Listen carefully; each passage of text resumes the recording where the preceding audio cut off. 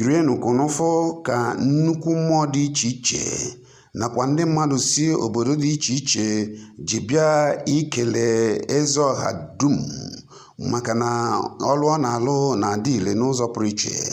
Lekwanụ ka Ezeọha n'onwe ya na ndị mmadụ si obodo dị iche iche, ndị mmụọ ji bịa n'obi ya wee na-enwe aṅụrị na anara ngọzi ha n'ụzọ pụrụ iche. Lekwanụ ka Ezeọha na ndị mmụọ na ndị mmadụ ji enwe aṅụrị n'obi ya.